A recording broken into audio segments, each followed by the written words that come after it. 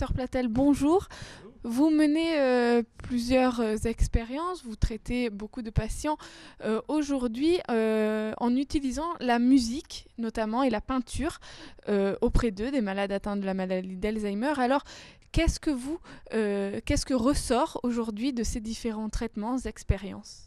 Alors, en fait, on utilise les médias artistiques, et, bon, la musique, la chanson, même si bon, la chanson est un art plus populaire, et puis aussi la peinture, pour démontrer en fin de compte que des patients qui sont en institution, à un stade même modéré, voire sévère de la maladie, qui sont très désorientés au niveau de leur mémoire, qui sont des fois incapables de dire leur propre âge, hein, et bien ces patients-là, pourtant, de manière un peu étonnante, ils arrivent à se familiariser avec des chansons nouvelles et les apprendre.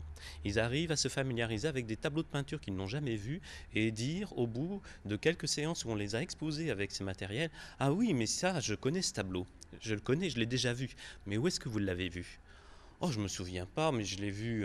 Oh, bah, j'ai dû le voir quand j'étais au musée. Voilà. Donc, on démontre bien que ces patients, contrairement à ce qu'on pensait, eh bien, ils continuent à avoir une capacité à apprendre, mais sans savoir qu'ils apprennent. Et c'est pas facile de le démontrer parce qu'effectivement, c'est souvent masqué, caché derrière le désordre effectivement comportemental de ces patients qui est très important, et puis le désespoir qu'ils peuvent avoir face à la maladie eux-mêmes. Ils sentent bien qu'il y a quelque chose qui cloche, mais ils savent pas, au bout d'un moment, ils savent plus ce qui cloche parce qu'ils oublient qu'ils oublient. Ils oublient que ce sont des personnes qui ont une maladie de l'oubli. Alors, c'est pas simple d'arriver à le démontrer, mais le chant, l'art, démontre parfaitement qu'on peut encore communiquer avec ces patients et que, en fait, les expériences du vécu laissent une trace dans leur cerveau et qu'on n'est pas juste en train de les occuper. On est en train de les occuper, ça leur fait plaisir, mais ça laisse une marque sur laquelle on va pouvoir s'appuyer pour mieux les prendre en charge et puis les faire en sorte qu'ils restent des êtres humains avec toute leur personnalité le plus longtemps possible. Alors, on sait donc que logiquement, il y a beaucoup de recherches scientifiques pures sur la maladie d'Alzheimer. De récentes études sont d'ailleurs sorties.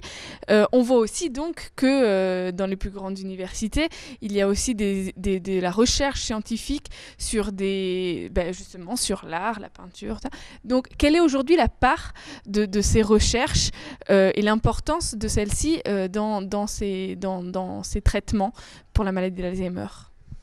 Alors, tout le monde est convaincu que l'utilisation de l'art et toute activité artistique est un formidable outil pour justement faire de la prise en charge.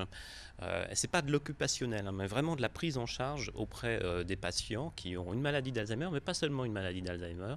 Et à mon sens, les arts, de manière générale, moi je m'intéresse plus particulièrement à l'effet de la musique, et bien c'est vraiment une nouvelle frontière et donc un nouvel enjeu de compréhension pour les neurosciences, pour comprendre effectivement comment notre cerveau reste sensible très longtemps à ce type de médias, et puis comprendre comment en fait la musique par exemple nous affecte et nous stimule.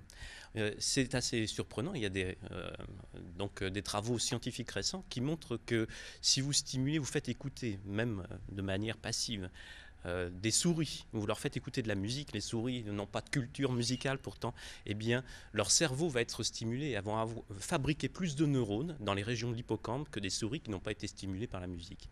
Ça, c'est un bon argument pour dire la musique a un effet physique sur le cerveau, un effet stimulant, neurostimulant, et maintenant il faut aussi le démontrer autrement chez l'homme.